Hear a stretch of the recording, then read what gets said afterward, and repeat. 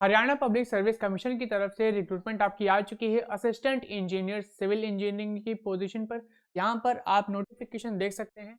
तो Haryana public service commission की तरफ से जो नोटिफिकेशन आपकी आई है वो आपकी आई है असिस्टेंट इंजीनियर सिविल। ये आपकी एक ग्रुप बी कैटेगरी की पोस्ट है। अब ये आपकी पब्लिक हेल्थ इंजीनियरिंग डिपार्टमेंट में आई है, ठीक है। तो इसका जरूर ध्यान रखना, पब्लिक हेल्थ इंजीनियरिंग डिपार्टमेंट में आई है, क्योंकि क्या होता है कि जो भी स्टेट में वैकेंसी आती है असिस्टेंट इंजीनियर की वो आपके डिपार्टमेंट वाइज आती रहती हैं समय समय पर, ठीक है। तो ये आपकी पब्लिक हेल्थ इंजीनियरिंग डिपार्टमेंट में आई है असिस्टेंट इंजीनियर सिविल की वैकेंसी। और इसमें अपडेट क्या है, इसमें कैसे क्या आपको अप्लाई करना होगा। तो जब आप इसका एप्लीकेशन फॉर्म फिलअप कर ले तो आपको यहाँ पर उसका प्रिंट आउट आपको निकालना होगा, ठीक है। ये चीज आपकी पॉइंट नंबर 8 पर मेंशन्ड है।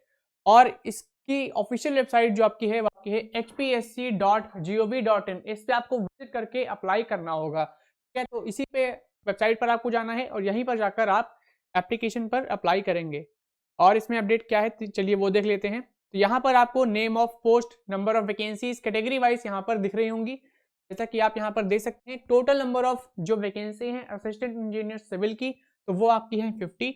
बाकी आप अपनी अपनी कैटेगरी के हिसाब से यहाँ पर total number category wise vacancies देख सकते हैं, ठीक है। असिस्टेंट इंजीनियर ये आपकी एक ग्रुप बी कैटेगरी की पोस्ट है।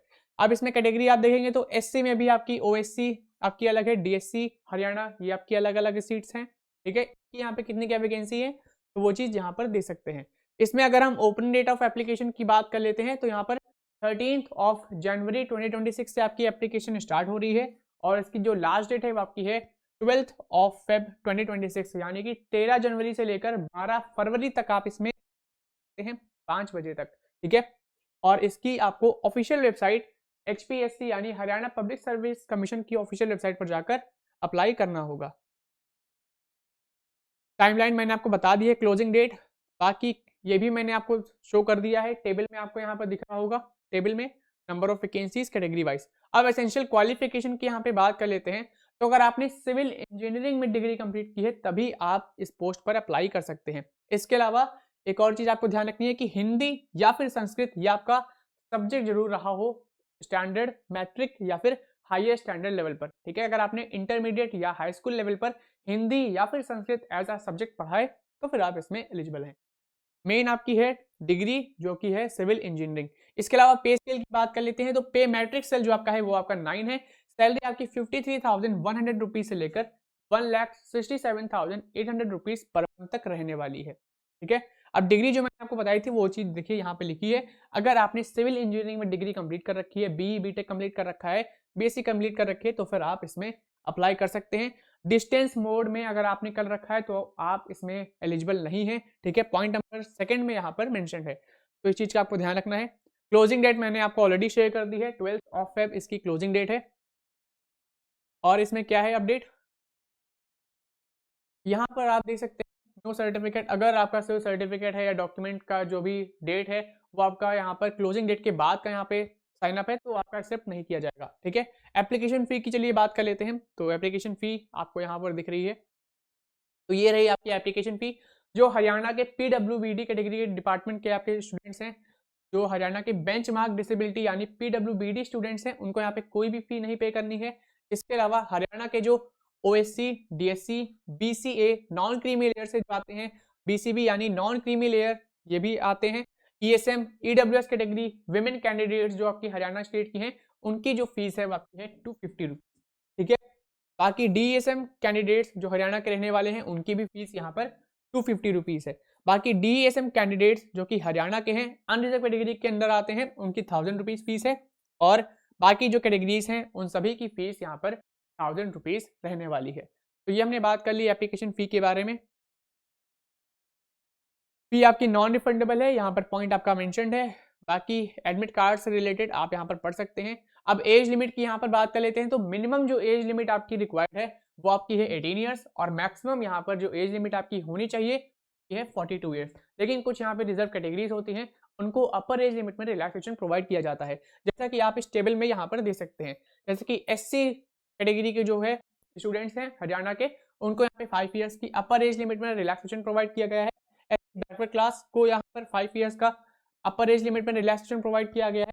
और पीडब्ल्यूबीडी यानी डिसेबल्ड पर्सन जो है कैटेगरी से आते हैं उनको यहाँ पे 5 ईयर्स प्लस अगर वो SC कहते हैं तो और 5 ईयर्स यहाँ पर इंक्रीज हो जाएगा रिलैक्सेशन का, ठीक है। तो कुछ इस तरह से आपका रहेगा। ऐसे ही आपका एज रिलैक्सेशन अलग अलग कैटेगरीज यहाँ पर मेंशन्ड है। बाकी सर्विस रूल्स ये सभी चीज़ आप नोटिफिकेशन में पढ़ लेना।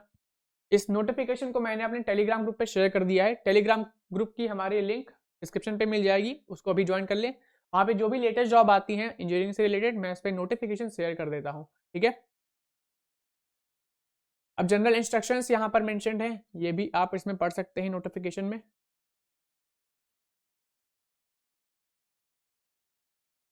तो यहाँ पर आपका एक रिटन एग्जामिनेशन होगा, फिर उसके बाद आपका इंटरव्यू या फिर वाइवा वॉइस आपका कंडक्ट किया जाएगा।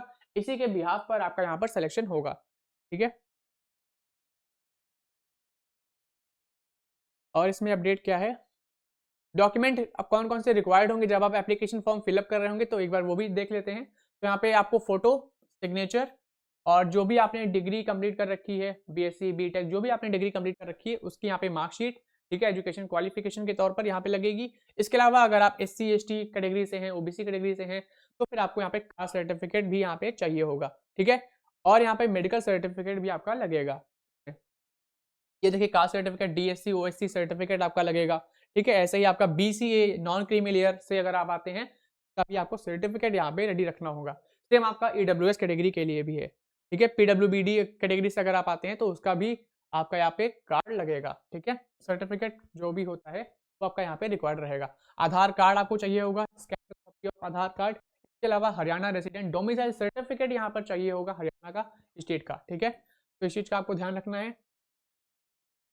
और क्या है, एक्सपीरियंस सर्टिफिकेट भी चाहिए होगा। अगर आपने कहीं पे वर्क किया है तो एक्सपीरियंस सर्टिफिकेट आप यहाँ पर शो कर सकते हैं।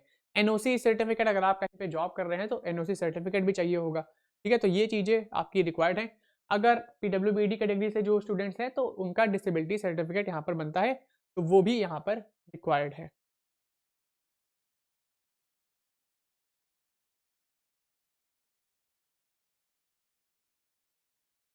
और इसमें अपडेट क्या है, एक बार वो देख लेते हैं। एग्जाम पैटर्न मैंने आपको बता दिया है, एलिजिबिलिटी मैंने आपको शेयर कर दी है कि कैसे क्या इसमें कौन से स्टूडेंट्स इसमें अप्लाई करेंगे। तो जिन्होंने सिविल इंजीनियरिंग में डिग्री कंप्लीट कर रखी है सिर्फ वही इसमें एलिजिबल हैं।